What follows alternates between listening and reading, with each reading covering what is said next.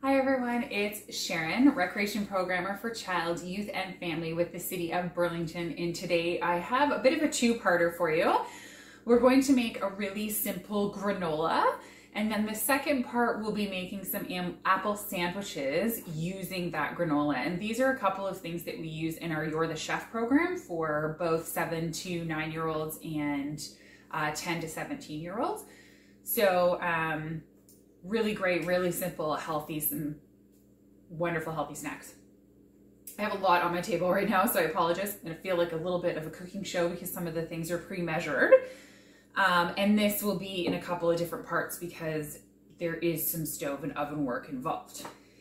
So you're first going to need oats, large flake oats. Don't use the quick oats or the 1-minute oats. You need the old school large flake oats that I have here. Any kind, doesn't matter what kind. In this bowl, there are 3 cups of oats. So 3 cups of oats. And then you're going to need a cup of coconut. Again, doesn't matter. You can use sweetened, you can use unsweetened. It can be flaky, it can be slightly desiccated. Doesn't matter. So this is 1 cup of oats. 1 cup of coconut, which is going in our bowl. The other thing that you're going to need is, these are sliced almonds. If you have a nut allergy in the family, you can also use pumpkin seeds, not sesame seeds, that would be odd. Pumpkin seeds, let's see, sunflower seeds, that's the S seed I was looking for. Something like that, that just gives you some additional bulk. So you don't have to use nuts. You don't have to use almonds. If you have another type of nut that you really, really like, you can use that. Or as I said, you can swap it out with any sort of substitute based on what you have and also what you like. So there is a cup of that, and it's also going into our bowl. And we're gonna just mix that up really quick. And then it's going to get set aside.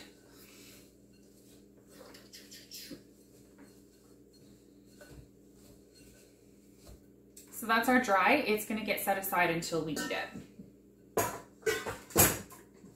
You are then going to need a saucepan. You don't need a really big one, but you're going to need a shallow pot. For our wet ingredients, which you're going to heat and cook up and get melty, you could potentially throw this in the microwave in a microwave safe dish. You just don't want to burn it. So I tend to like to do it on the stove. So you need a 1/4 cup of brown sugar, which I have pre-measured. It doesn't have to be packed. Brown sugar, again, it doesn't matter what kind. Don't use dark brown sugar. That's a whole other monster. So just your regular golden brown sugar. You're going to need cinnamon. Again, doesn't matter. You are supposed to use a teaspoon of cinnamon. I don't tend to measure, don't go by me. I just really, really like cinnamon, so I just tend to throw her in there. You're gonna need a teaspoon of salt. I don't have plain salt, so I have a little packet and I'm gonna put that in there. I don't tend to put all of the salt in there because I don't like things super salty. So that is just enough for me. You're going to need a 1/4 cup of coconut oil. You can also use olive oil, apologies. Mine is not in oily form. It's in chunky form right now. So a good way to measure things like peanut butter, butter, or margarine, if you can't just slice it, and peanut butter we know we can't, or a wow butter, any sort of substitute that way. I use a water displacement method because it just is less messy than trying to measure it into a measuring cup and then trying to scrape it all out. So I have 1/2 cup of water in this measuring cup. Excuse me. I need a 1/4 cup of the coconut oil. And I know it's not in oily form, but it will be. And I'm going to then drop it in my water and wait for it to displace up to, because I had it at 1/2 cup, up to 3/4 of a cup. So I need a little bit more. As I said, I like this because it's less messy. If your coconut oil is in liquid form, then easy peasy lemon squeezy. Just measure out your 1/4 cup in your measuring cup. And obviously you can use some spatulas and things like that for this, because I'm making a big old mess with my fingers. That's a lot. There you go. So it has displaced up to that 3/4, which is what I wanted.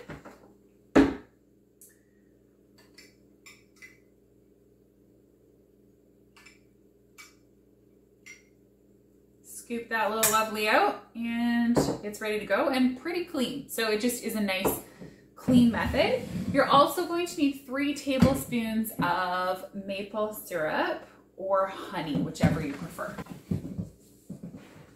I happen to have a jug of maple syrup, so that is what I'm using today. So 1, 2,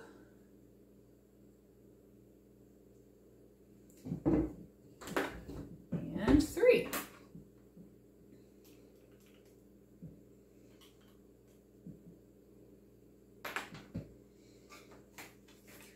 I'm going to stir that around, and I will see you back here shortly for us to get all of this kind of thrown together and ready to go in the oven. Hi everyone, I'm back. I have heated up and melted all of my delicious gooey goodness that we're going to be pouring into this. This is obviously going to be hot regardless of whether you do it in the microwave or in a saucepan. So just ensure that you are taking precautions if you are doing this with younger kids so that nobody gets themselves hurt, and don't hurt yourself. You are also going to need some sort of dried fruit. So I happen to have cranberries because I really, really like cranberries. Raisins, mango, papaya, whatever. If you have some sort of dried fruit, then you can use that. That's going to be put in later, but you need a cup of that. You're also going to need a cookie sheet. Covered in some parchment paper is best, just so it doesn't stick. And I am going to dump my mixture in here and start stirring that up.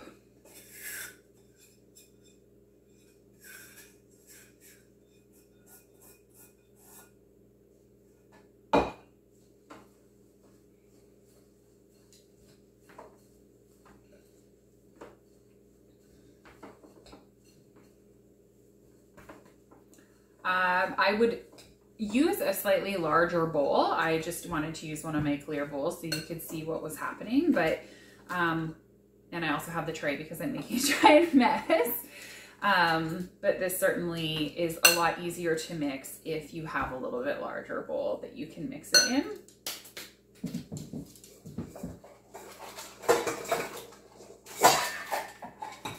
Having said that, sorry everybody. As you can see, like some of it's gotten sort of stuck on the bottom, and because I wasn't able to mix as well, that wasn't going to work out. So I'm transferring to a larger bowl, and I'm going to use a much larger spoon.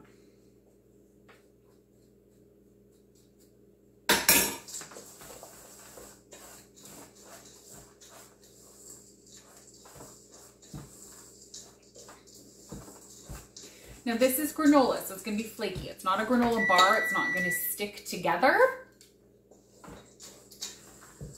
It is just going to be sort of loose granola that you could put in yogurt. As I stated, our next installment to go with this will be the apple slices as apple sandwiches to use this on as well. Once you're happy with the consistency that you feel everything's been mixed, then you're going to throw in your fruit, whatever those are. Again, I said cranberries, raisins, mango, papaya, dried cherry, anything you want, anything that you prefer. So again, get that all cooked up. We heard a beep in the background. That was my oven telling me that it is ready to go. I have preheated my oven to 350 degrees so that we can cook this baby up. Just gonna make sure my parchment paper's on there. This just really helps it from sticking. So if you don't happen to have parchment paper, you can throw a light like cooking spray, a little light dusting of some butter or margarine on there, just something so that it does not stick and caramelize to the pan. Boom. Now we're gonna spread this out.